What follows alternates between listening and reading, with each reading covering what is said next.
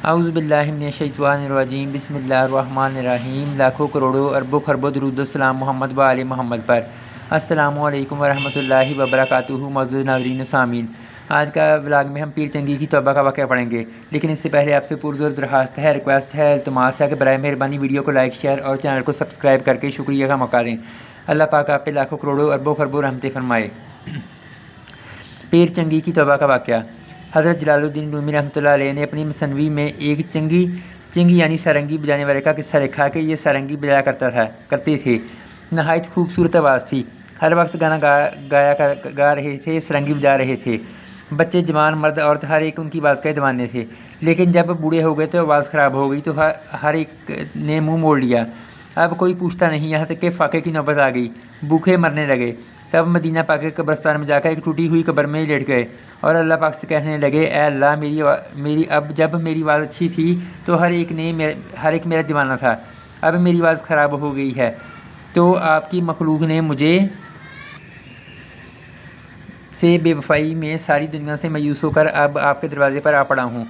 اس قبرستان میں اب میں آپ کو اپنی آواز سناؤں گا۔ آپ نے مجھے پیدا کیا ہے، میری آواز کے خریدار آپ ہی ہو سکتے ہیں۔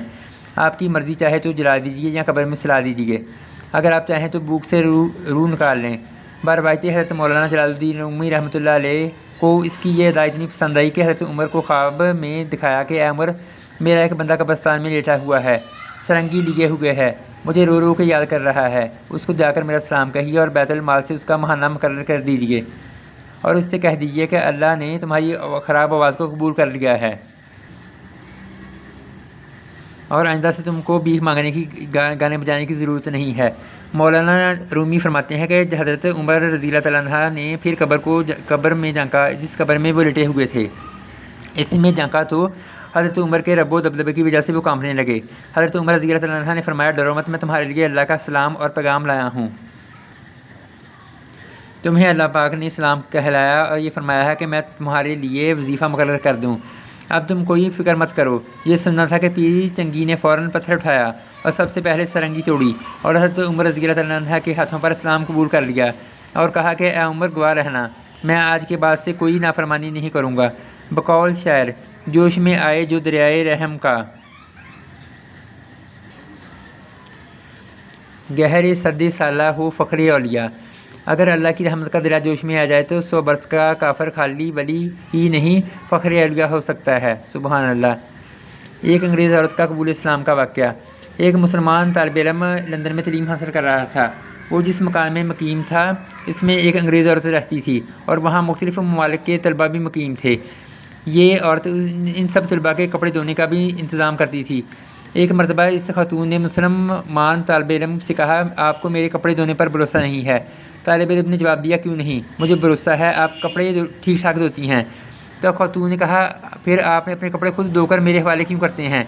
طالب علم نے کہا، اگر مجھے کپڑے دھونے ہوتے تو میں آپ کے حوالے کیوں کرتا؟ خاتون نے کہا، تو پھر یہ بات کیا ہے کہ مجھے دوسرے لوگوں کے زیر جامے میں طرح طرح کے دبے اور بدبو محسوس ہوتی ہے، لیکن آپ کے کپڑوں میں ایسی کوئی بات نہیں ہوتی۔ طالب علم نے جواب دیا، محترمہ، میں مسلمان ہوں، میرا دین مجھے پاکی کا حکم دیتا ہے، اگر میری شلوار وغیرہ پر پیشاب کا قطرہ بھی پھیل جائے تو ایسی حالت میں اس وقت تک نماز نہیں پڑھتا جب تک اسے دھو نہ لوں، لہٰذا میرے کپڑے پر دبا یا بدبو نہیں آتی۔ انگریز خاتون بولی، تمہارا اسلام اتنی چھوٹی چھوٹی باتوں کی بھی تعلیم دیتا ہے؟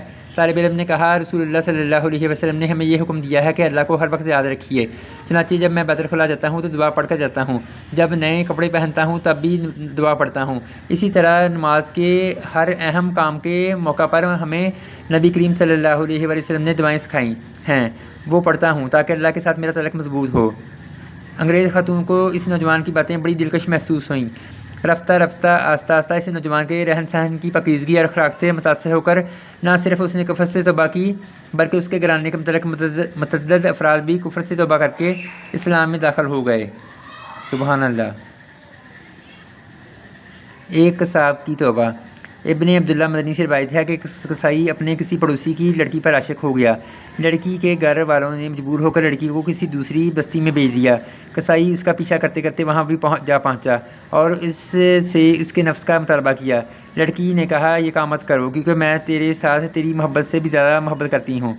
لیکن میں اللہ سے ڈرتی ہوں۔ قصاب نے کہا تو اللہ سے ڈرتی ہے اور میں نہیں ڈرتا، یعنی مجھے اللہ سے نہیں ڈرنا چاہیے۔ اور وہ وہاں سے غائب ہو کر واپس ہو گیا۔ راستے میں اس کو شدید پیاس لگی۔ جب پیاس کی شدت سے وہ بے حال ہونے لگا تو اس کی ملاقات ایک آدمی سے ہوئی۔ اس نے پوچھا کیا حال ہے؟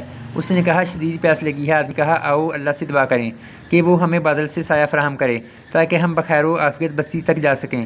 قصاب نے کہا میرے پاس کوئی اچھا عمل نہیں ہے۔ آدمی نے کہا میں دعا کرتا ہوں، تم آمین کہو۔ چنانچہ وہ آدمی دعا کرنے لگا اور قصائی آمین کرتا رہا، یہاں تک کہ ایک بادل نے آ کر ان پر سایہ کر دیا اور وہ بخیر و عافیت بستی میں پہنچ گئے۔ قصائی اپنے گھر کی طرف جانے لگا تو بادل بھی اسی کی طرف چلنے لگے۔ وہ اجنبی مسافر واپس پلٹا اور قصائی سے پوچھا تو نے کہا تھا کہ میرے پاس کوئی اچھا عمل نہیں ہے، تو میں نے دعا کی اور تم نے آمین کہا۔ بادلوں نے ہم دونوں پر سایہ کیا اور اب تمہارے پیچھے ہی جا رہا ہوں، اس کی کیا وجہ ہے؟ مجھے تو ضرور اپنا حال بتا۔ قصائی نے پورا واقعہ سنایا تو اجنبی مسافر نے کہا توبہ کرنے والوں کو اللہ کے یہاں وہ مقام ہے جو شاید کسی اور کا ہو۔ سبحان اللہ۔ اللہ تعالی ہم سب کو بھی توبہ قبول کرنے والوں میں رکھے، آمین ثم آمین یا رب العالمین یا ارحم الراحمین۔ ختم شد۔ آج کا بلاگ یہیں پر ختم کرتے ہیں۔ معزز ناظرین و سامعین، آپ سے پرزور درخواست ہے، ریکویسٹ ہے، التماس ہے، برائے مہربانی ویڈیو کو لائک شیئر اور چینل کو سبسکرائب کر کے مجھے سپورٹ کریں، میری ہیلپ کریں۔ برائے مہربانی مجھے سپورٹ کریں، میری ہیلپ کریں۔ اللہ پاک آپ پہ لاکھوں کروڑوں اربوں خربوں رحمتیں فرمائے۔ تب تک کے لیے دیجیے اجازت۔ اللہ حافظ۔